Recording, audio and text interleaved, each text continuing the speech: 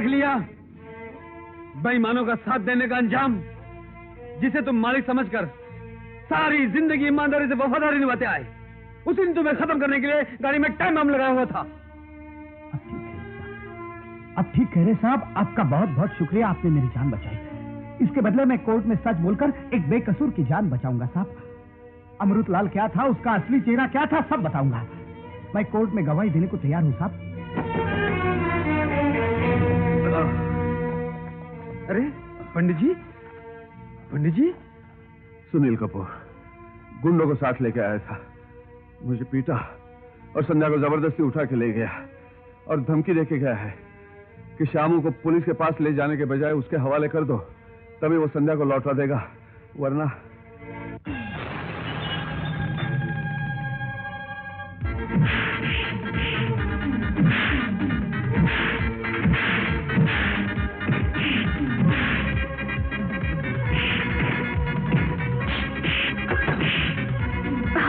कहाँ मर गए हो हरामजादों, जल्दी आओ।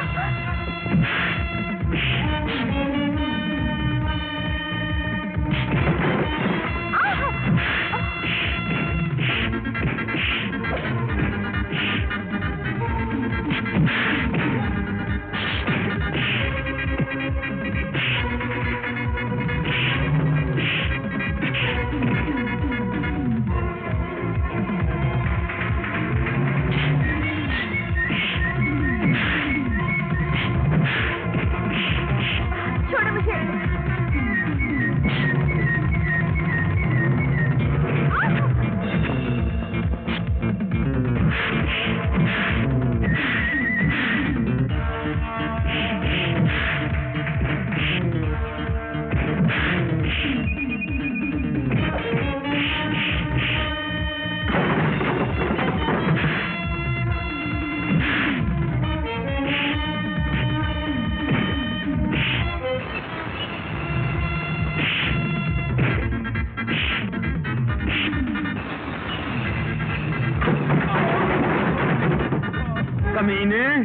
संध्या के माता पिता की हत्या में तेरा भी हाथ था। इतने दिनों तक तू अपने आप को निर्दोष साबित करता रहा। अगर संध्या को इस बात का पता चल जाता तो जिस तरह उसने अमृतलाल का कत्ल किया था उसी तरह वो तेरा भी खून कर देती। इसीलिए तू ड्राइवर शामू को जान से मार डालने की कोशिश कर रहा था।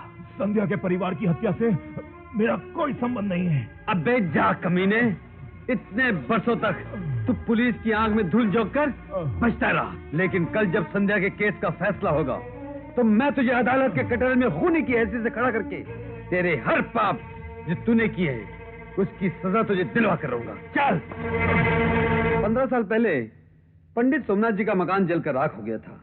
क्या वो एक हादसा था या किसी के कहने पर आग लगाई गई थी? कहने पर आग लगाई गई थी। किसके कहने पर आग लगवाई गई थी? अमृतलाल जी की। तुम्हें कैसे मालूम? क्योंकि अमृतलाल जी के साथ साथ मैं भी उस जुर्म में शामिल था। यह सब कैसे हुआ? क्या तुम अदालत को तफसील से बता सकते हो? हाँ, बता सकते।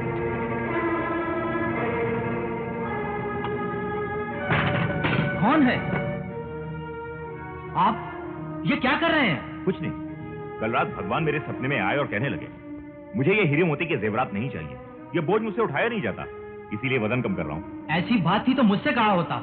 इस तरह रात को उतारने का क्या मतलब? चलो हटो यहाँ से, हटो, नहीं तो मैं शोर मचा के सारी बस्ती को इकट्ठा कर लूंगा।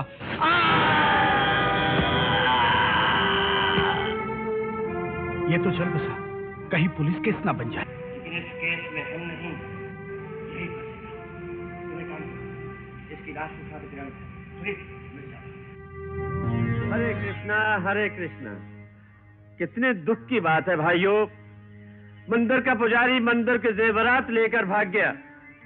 भगवान का सेवक अगर भगवान को नंगा करके भाग जाएगा तो इस संसार का क्या होगा? ये धरती फट जाएगी, आसमान टूट कर गिर जाएगा। क्यों सुनील? वो तो भगवान की बिल्डिंग हिलाकर निकल गया है। मुझे तो लगता है कि इतने कीमती जेवरात लेकर वो भाग गया है और अब वो वापस नहीं आने वाला। क्यों भाइयों, आपको क्या लगता है? हमें लगता है वो फरार हो गया है, अब वही आएगा। उसकी गिरफ्तारी पर इनाम रखवाना चाहिए। नहीं नहीं, ऐसा मत कहिए, वो कभी ऐसा नीच काम नहीं कर सकते। मैं पंचायत से विनती करता हूँ, अभी और इसी वक्त चोर सोमनाथ के बीवी बच्चों को धक्के देकर इस गांव से बाहर निकाल दिया जाए। शांति शांति शांति। ये कैसा जुल्म है भाइयों? चोरी एक करे और उसकी सजा उसके बेगुनाह घर वालों को मिले, ये तो एक न्याय। भगवान कृष्ण ने कहा है कि क्रोध पर काबू रख, क्रोध से जोश आता है और जोश से सर्वनाश होता है। इसलिए इन बेगुनाहों को दुखी करके सर्वनाश को अपने दरवाजे पर आने का निमंत्रण मत दो। ये बेचारे गरीब लोग कहां जाएंगे? मेरी आप सब लोगों से हाथ जोड़कर ये विनती है कि सोमनाथ के जुर्म की सजा इन बेगुनाहों को न देते हुए इन्हें यही रहने की आज्ञा दी जाए।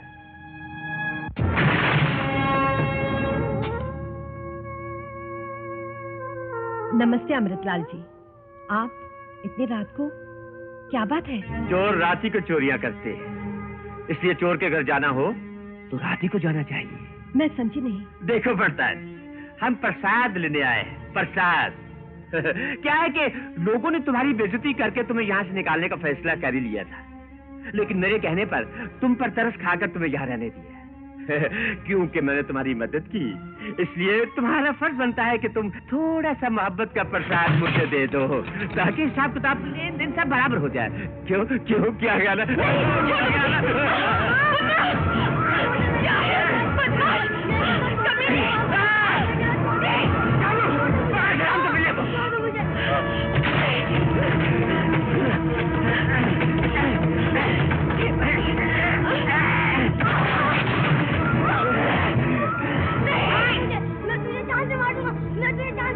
अबे तुम मुझे जान से मार डालेगा?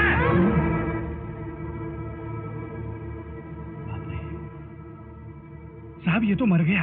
अरे तो तू क्यों घबरा रहा है? इसकी लाश और इसकी माँ की इज्जत के लूटने का राज दोनों की समाधि इसी चार दीवारी में बना देंगे।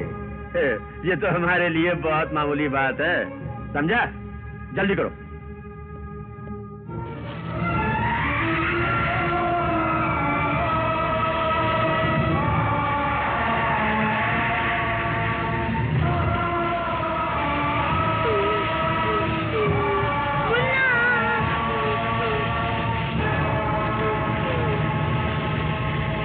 लेकिन कुछ दिनों बाद उन्हें पता चला कि एक गवाह अभी जिंदा है, यानी संध्या, जो कि पुजारी जी के पास है।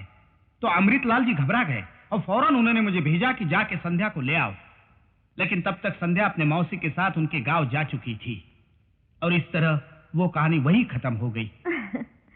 चलो, अगर मान भी लिया जाए कि तुम्हारी ये कहानी सच है, तो 15 साल तक तुमने इस सच को क्यों छुपाए रखा? और आज के दिन अचानक जाहिर करने की तुम्हें क्या जरूरत महसूस हुई?